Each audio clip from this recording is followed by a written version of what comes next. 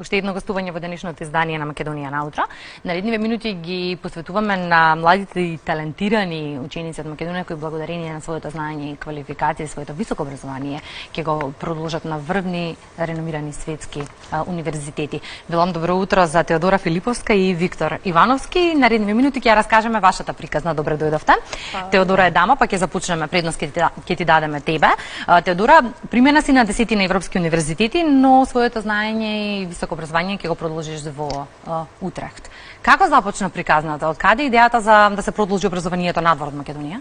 Па, јас првите 2 години во средно училиште учев во Орце Николов, но потоа решив да се префрлам во меѓународните училишта Нова, каде што продолжив да учам меѓународната диплома IB. И во Нова прилично не стимулираат да пробаме да аплицираме надвор од Македонија, доколку тоа е нашата желба. И исто така има голема поддршка за тоа. Гледајќи многу своји другари и другарки што го прават тоа, исто така и фактот дека од секогаш тоа било моја желба да студирам некаде во Европа, поконкретно, решив да се пробам, зошто да не. И како се случи Утрехт? Утрехт беше еден од 3 факултети на кои што аплицирав во Холандија. И тој од секогаш беше мојот прв избор, така што бев многу среќна што ме примија и исто така ме примија за програмата за која што сакав. Така, Виктор, се уште размислуваш? 2 колеџи сте во прашање? Всушност се одлучив во скоро време. Добра. Се одлучив за Шеридан коледж во Канада, кој според одредени ранглисти кои ги истражував, беше рангирано како најдоброто, како училиште со најдобрата програма за анимација. И исто така ученик кој заврши во Шеридан оваа година ја доби Ени наградата, што е еквивалент на Оскар во светот на анимацијата за најдобар студентски филм, така да тој беше одлучувачки фактор. Па ќе ви честитам, кој го скористам моментот. Каква беше реакцијата на пријателите, родителите, професорите кога дознаа дека сакате да го продолжите на самиот почеток високото образование надвор, и од друга страна каква беше реакцијата кога дознаа дека навистина заминувате? Добро, тоа од секогаш беше стануваше се пореално и се уште станува пореално, е дефинитивно малце ние така трема имаме. Ама мислам дека и моите родители од секогаш знаеа дека сакам, ама сега како што ме примаа на секој следен универзитет, тие се повеќе се радуваа во исто време, а во исто време беа тажни што ќе си заминам. Со мене некако слична е ситуацијата. Не планирав од секогаш да студирам во странство, таа идеја се појави од прилика 3-та година средно и се уште дури предпоставувам и на мене и на моите родители ни е малку суреална целата идеја дека ќе студирам во странство и дека тоа е само неколку месеци во иднината. Целосни стипендии или? Јас имам делумна стипендија. Јас немам стипендија. Каков беше процесот од аплицирање до моментот кога дознавте дека ете тоа е вашиот избор? Имаше ли многу тестирања? Долг ли беше процесот, макотрпен? Јас требаше да припремам портфолио и навистина беше долг и макотрпен процесот, бидејќи доста се строги критериумите. Примаат вкупно 125 ученици, од кои 25 се интернационални. Така да требаше преку 40 цртежи кои според доста строги критериуми требаше да се следам. И во септември го започнав портфолиото и го завршив тек во февруари, така да го испратив. За мене исто така беше долг процес, затоа што јас аплицирав во Холандија и Англија, па тоа се 2 различни системи, различни барања, морав да се прилагодувам за едните и за другите. Исто така имав и интервјуа за 3 факултети, што беше ново искуство, дефинитивно малце го скршив мразот за тоа, бев нервозна. Исто така одеше нели во исто време со школски активности, така што требаше да се даде се од себе, малце да се издржи повеќе, да се потрудам, ама на крајот многу сум задоволна од резултатите.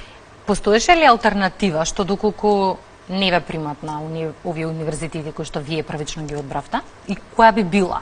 Така, за мене постоеше алтернатива, тоа беше Бърнмаут универзитетот во Англија. Сепак надвор, така? Сепак надвор, кој има една од подобрите програми за компјутерска анимација во Европа.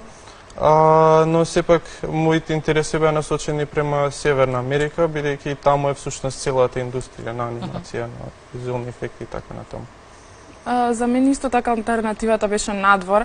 Јас аплицирав конкретно на точно 8 универзитети и бев па се надевав дека ќе ме примат, знаете, на минимум 1 и излезе дека ме примија на сите, така што не знаев точно кој би ми бил алтернативата, ама секогаш беше тоа еден од тие 8 универзитети на кој што ја пратив својата апликација. И не можам да не ве прашам, постои ли во моментов страф од непознатото, што е она што не очекува, одите надвор од границите на земјата, далеко од вашите родители.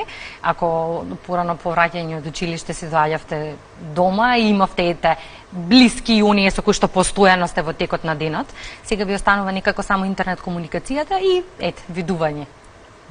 Од време на време во текот на годината. Да, многу приврзана и со родителите, и со фамилијата, и со пријателите тука, така што тоа ќе биде едно ново искуство, но сум само уверена дека ќе можам да направам нови пријателства таму, исто така Холандија не е толку далеку, па исто така ќе можам да посетувам, да се враќам, но прилично сум сигурна дека ќе се снајдам и дека тоа ќе биде едно убаво искуство ако ново.